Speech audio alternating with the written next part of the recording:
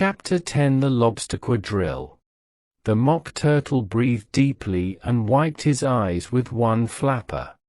He looked at Alice, but couldn't speak because he was crying. The Griffin tried to help by shaking him and hitting his back. After a while, the Mock Turtle was able to talk again, even though he was still crying. You may not know much about life under the sea or have met a lobster before. But a lobster quadrille is really fun.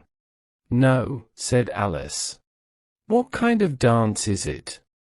The Griffin said, line up along the seashore first. 2 lines, said the Mock Turtle. Things like seals, turtles, salmon, etc. Then, when you remove all the jellyfish. The Griffin interrupted, it usually takes a while. You advance twice. With a lobster each, shouted the Griffin.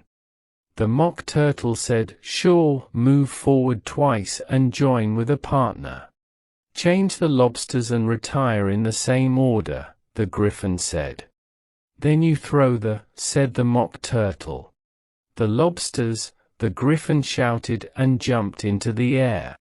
As far out to sea as you can. Swim after them, screamed the Griffin. Do a flip in the ocean, said the Mock Turtle, jumping around happily. Change the lobsters again, shouted the Griffin loudly. The Mock Turtle says, back on land again. That's the end of the first part. Then the creatures stopped jumping and sat down sadly, looking at Alice. Alice said softly, the dance must be very pretty. Do you want to take a look? Asked the Mock Turtle. Very much indeed, said Alice. Come on, let's do the first dance, said the Mock Turtle to the Griffin. We don't need lobsters. Who will sing? Oh, you sing, said the Griffin. I forgot the lyrics. They started to dance around Alice in a serious way. Sometimes they stepped on her toes when they got too close. They waved their front paws to keep time while the Mock Turtle sang a slow and sad song. The whiting asked the snail to walk faster. A porpoise is following us and it's stepping on my tail. Look at the lobsters and turtles move forward quickly. They're waiting on the beach. Come join their dance. Do you want to dance with us? Would you like to dance with us? You can't imagine how enjoyable it will be. They will pick us up and throw us into the ocean with the lobsters. But the snail said, it's too far, and gave a side glance. He said he was grateful to the whiting, but he wouldn't dance. Didn't want to, couldn't join the dance. Could not join the dance. Does distance traveled matter? Asked the scaly friend. There's another place on the other side. The closer you are to France, the farther away from England. Don't be afraid, dear snail. Come and dance with us. Will you come and dance with us? Would you like to dance with us? Alice said, thanks, it was a fun dance to watch. I liked the song about the whiting. Oh, about the whiting fish, said the Mock Turtle.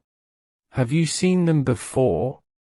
Alice said yes and told she often saw them at dinner, but then stopped herself quickly. The Mock Turtle said, I don't know where Din is. But if you've seen them a lot, you know what they look like, right? I think yes, Alice said carefully. They have their tails in their mouths and they're covered in crumbs. The Mock Turtle said, you're wrong about the crumbs. They would wash away in the ocean. But they hold their tails in their mouths. The reason is. The Mock Turtle yawned and closed his eyes. Tell her the reason, he told the Griffin. The Griffin explained that the lobsters took them to a dance and they got kicked out to the ocean.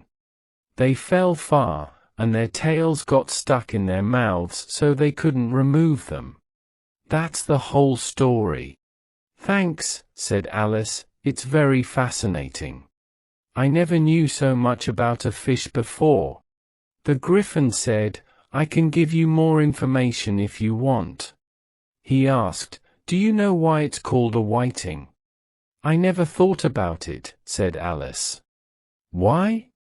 It makes the boots and shoes, said the Griffin seriously. Alice was very confused. The boots and shoes, she said, sounding surprised. What are your shoes made of? Asked the Griffin. Why are they so shiny? Alice looked at them and thought for a moment before she spoke.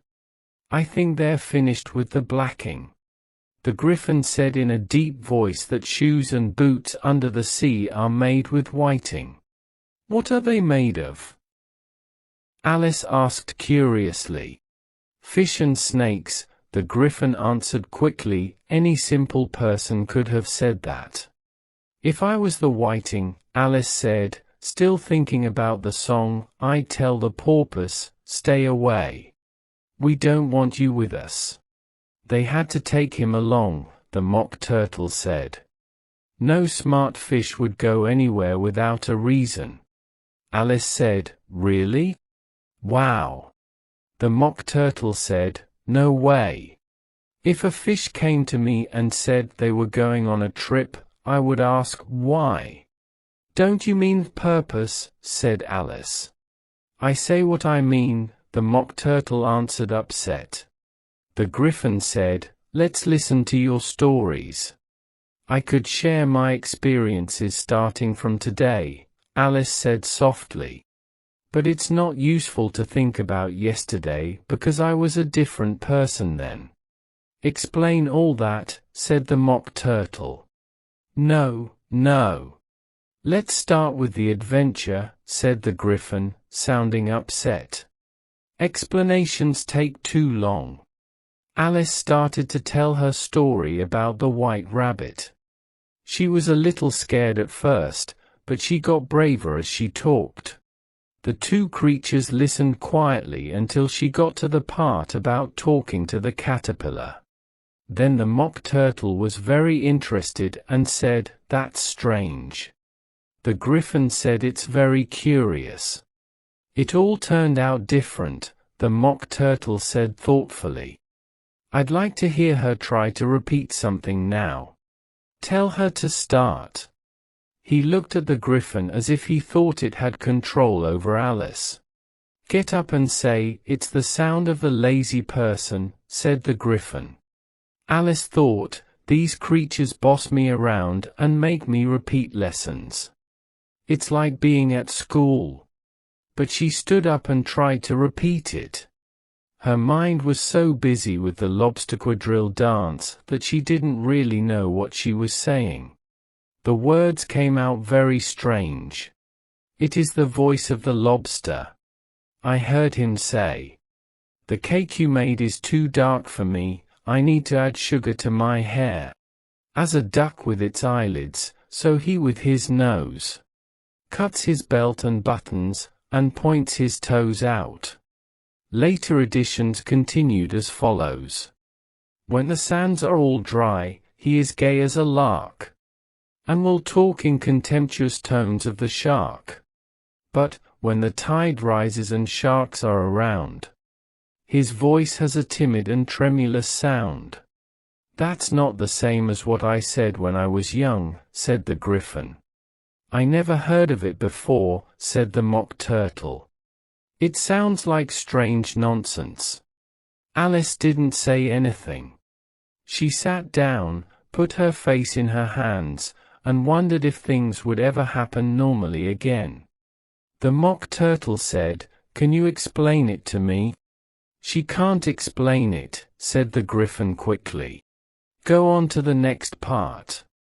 What about his toes? Asked the Mock Turtle. Can he turn them with his nose? It's the top spot in dancing, Alice said, but was confused and wanted to talk about something else. Say the next part, the Griffin said, sounding upset. It starts with I walked by his garden. Alice was scared to not follow, but she felt it would go wrong. She spoke in a scared voice and continued. I walked by his garden and saw it with one eye. How the owl and the panther were sharing a pie. Later editions continued as follows. The panther took pie crust, and gravy, and meat. The owl received the dish as its portion of the food. After the pie was eaten, the owl gave a gift. Was kindly permitted to pocket the spoon. The panther grumbled while receiving the knife and fork. And concluded the banquet by. Why repeat all that if you don't explain it? Asked the Mock Turtle. It's very confusing. Yes, it's best if you stop, said the Gryphon. Alice was happy to do that. Would you like to dance the lobster quadrille again? Asked the Gryphon. Or hear the Mock Turtle sing a different song? Please sing a song, Alice asked the Mock Turtle eagerly.